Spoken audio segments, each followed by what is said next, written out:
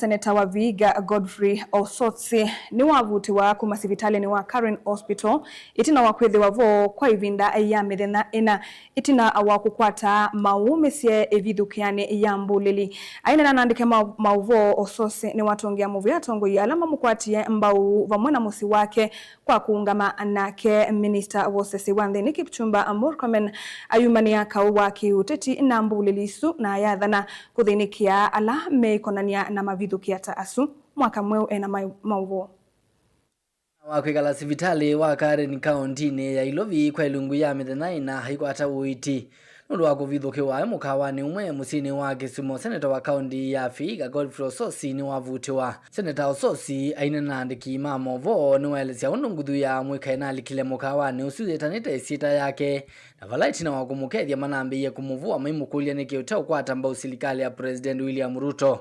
So I saw a group of youth, I think they were about 15 to 20, coming in. And when they were coming in, they didn't look hostile. And they were shouting, Seneta. So in my mind, I thought these are the normal Sengwenyes in Kisumu.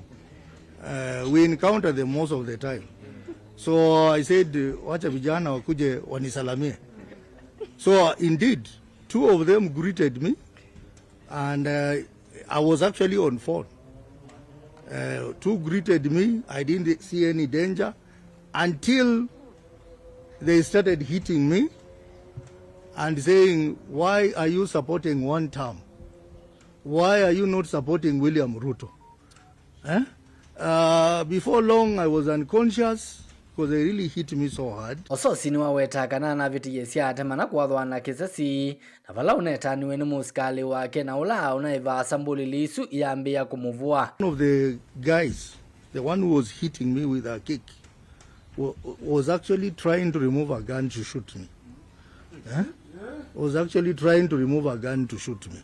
But when my security removed his, they all panicked and they ran away. I ran to the kitchen. Behind the kitchen there is a door, I think, for deliveries. And my guys had organized my car to go on the other side.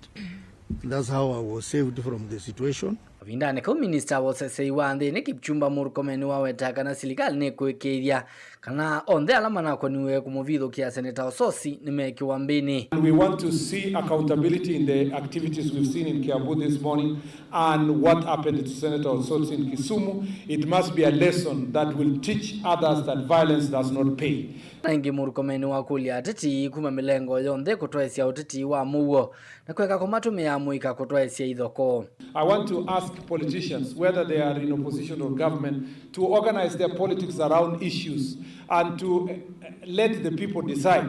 You know, let people use a language that is of decorum. They let them avoid raising resources for purpose of organizing violence. Nilivotia vilingu wa Mauvoo ni toa mwaka mweu.